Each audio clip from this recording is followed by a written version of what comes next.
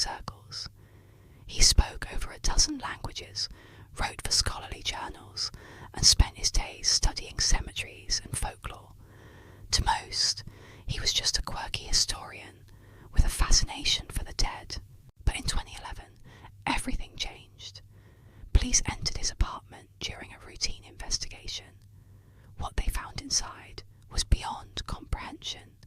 The home was filled with life-size dolls. At least that's what they looked like at first. Dressed in colourful clothes, seated on furniture. Some even posed around tables like guests at a party. But they weren't dolls. They were the mummified bodies of young girls. Anatoly had been digging up graves for nearly a decade. He carefully preserved the corpses, wrapped them in cloth, and brought them home. He dressed them, painted their faces, added wigs, and even inserted music boxes into their chests.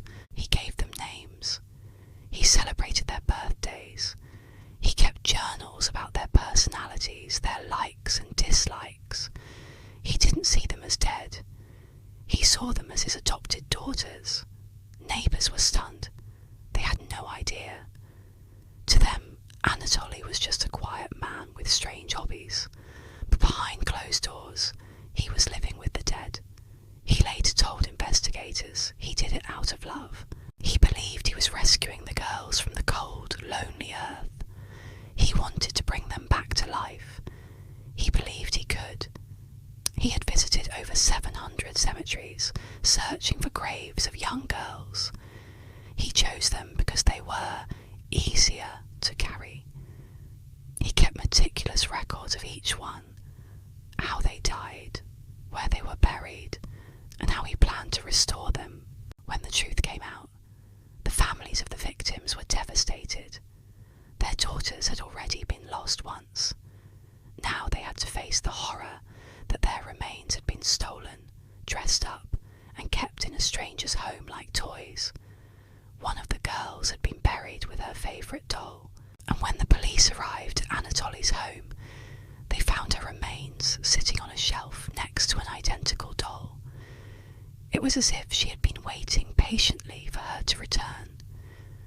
The sight was so disturbing that even the officers assigned to the case struggled to sleep at night. They too believed Anatoly was insane, but what drove him to do it? Was it mental illness, loneliness, or something more sinister? The case remains a mystery. Anatoly was never sent to prison. He was declared insane and placed in a psychiatric facility. To this day, he remains there, unrepentant, still convinced he did nothing wrong. The doctors believe he suffers from a rare form of dementia that makes him believe his victims are alive. He told them he hears voices in his sleep that tell him to take care of the children. He sees the girls playing in the cemetery and feels compelled to protect them. He believes he's their only hope. The case shook Russia. It raised questions about grave security, mental health, and the thin line between obsession and madness. But for the families, the pain never faded. Their daughters were taken from them twice, once by death and once by a man who couldn't let go. It's hard to believe that this actually happened.